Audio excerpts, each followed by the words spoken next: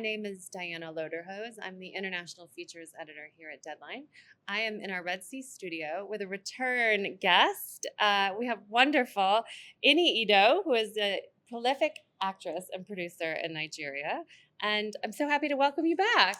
Thank you so very much for having me. I'm so happy you're here. You came and saw us a couple years ago. Right. That was the first time we met. Yes, that was the first time I came for the festival. Yes. And I think then we were talking about Shanty Town, which you were working on at the time. Oh, it's yes? out on Netflix. And now it's done, it's out, and it's been the most watched Nigerian film or series on. You're very updated. I am updated. Yes. I did my research, but also I know what you've been up to. So tell us about that. Like, what was the experience like? It's been so well received, and it was the biggest film ever on Netflix Africa. Yes. It was pretty intense. I mean, I did partner with someone to do that film, and it was a 6-episode series. It was pretty intense. I mean, for us, it was like trying something that had perhaps never been done, talking from the budget to the nature of the cast, because it was quite a huge number of cast that we had, having to bring in some international technical crew as well, just to be sure that we were able to upskill on our technicalities, and just to upgrade on what we were doing. It was pretty tough. I mean, funding was a huge challenge as well, because it was quite a huge project. But we sort of just knew what we wanted to achieve. And so we found a way to weather the storm, and we just went for it. And thankfully, we had lots of my colleagues who were very, considerate during the production. And it took us quite a long time to film, but then we finished. And thankfully, it's been like you said, it's been the most watched movie out of Africa on Netflix. It had so much high ratings that it was top 10 on so many countries globally. It was top 10 in the UK, it was top 10 in Netherlands and some other countries like that. So, and I think that was the first time a film out of Nigeria would have such a global audio reception or acceptability. So for us, it was like a huge breakthrough that we made with Shanty Town. What do you think it was about that made it, was it the kind of manpower behind Netflix, or what was it about the content that you think made it kind of break out of the local region so well? Because as you rightly say, it was on the top 10 in so many countries.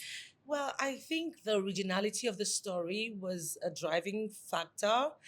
Also, we did a lot of upscaling with the quality of the film.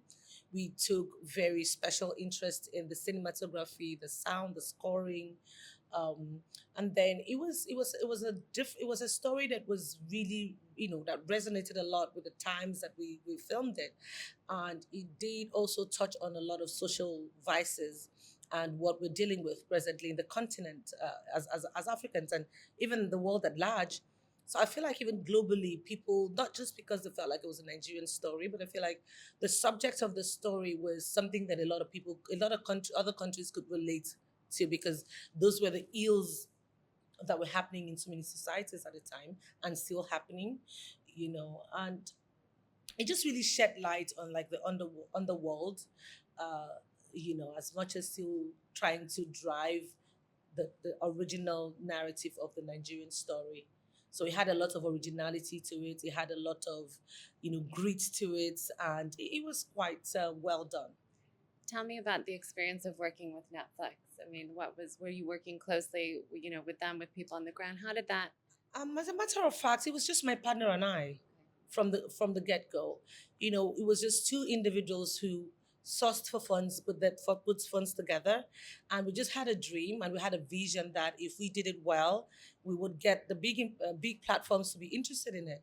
At the point, it felt like it was such a tall dream, because obviously it's not like we got any nod from any platform to say, oh, go ahead and put all this money in this project where we're going to buy it. So, but we just believed that if we did a good project, that definitely would get the reception and would get the buyout that we needed.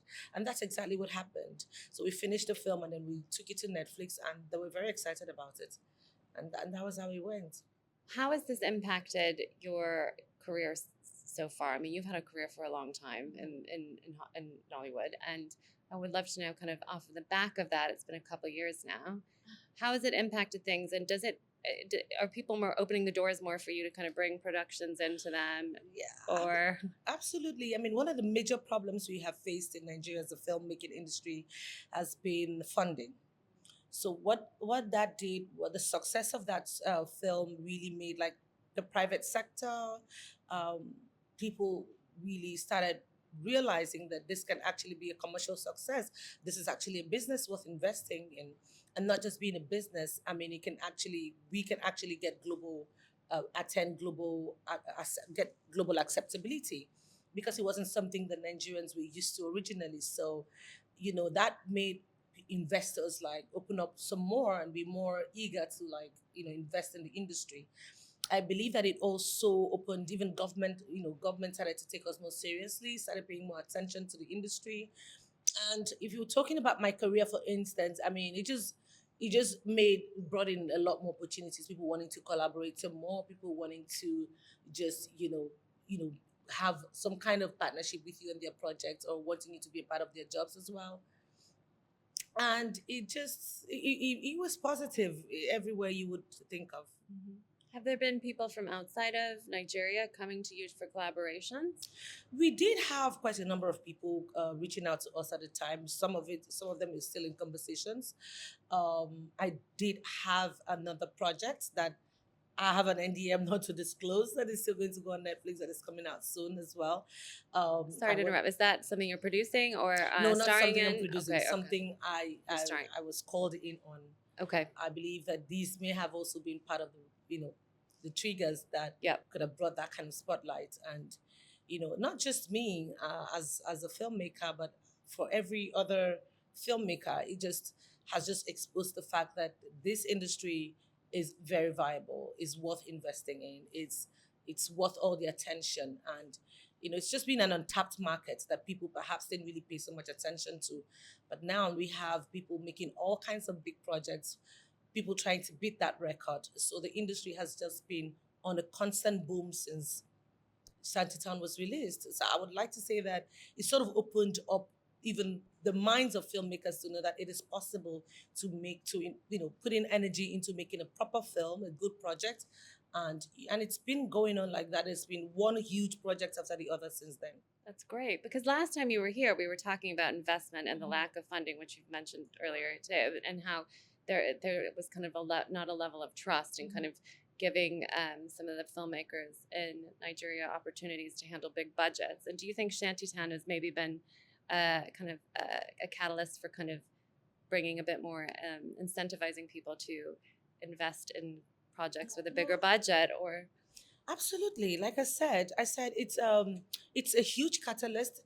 We sort of broke the jinx. We sort of broke that barrier where people thought that it wasn't possible. And I mean, because we discussed the last time, I said people. I mean, it's one thing to invest. Every investment would need or demand a return on the investment. I mean, that just proved to people that indeed the industry was viable and ripe for investment. And like I said, it's opened up doors for so many other filmmakers. And it's been one successful film after the other since then. that's great. So tell me, you have 3 projects coming out this month. We're in December already. Tell us a little bit about these, will you please? Well, these projects haven't been like these are all like projects I've worked on other people's projects. Right after Shanty Town, we did another project called My Big Fairy Tale Wedding. That's on Showmax as we speak. It's also a 6 episode series, which is like the biggest show on that platform as we speak right now. It's also getting so many good reviews, and is amazing the kind of reviews that we're getting. But yeah, for this year, for this end of the year, I've been on other people's projects. I kind of like, handling big projects are like things that you just do, take a break, take a breather, go, because you need to keep upping the ante every time you come out. So for me, it's not about just churning out films. And for me to be able to get to beat my last record, I have to take a lot of planning, take time to do a lot of planning, and take time to be sure that my story is solid and my production quality is way better than the last one, because the goal is to keep improving, the goal is to keep evolving. And you can only be better than your last project. The goal is always to be better than the last project. So I've not been in a hurry to like jump in and start making another big project. But we have been planning and we're about to start in January. So Can you say what it is? it's kind of, you don't want to start talking about a project you're yet to start. I get it. But I'm Just sure a by the little, time we like, come back here, tidbit, maybe.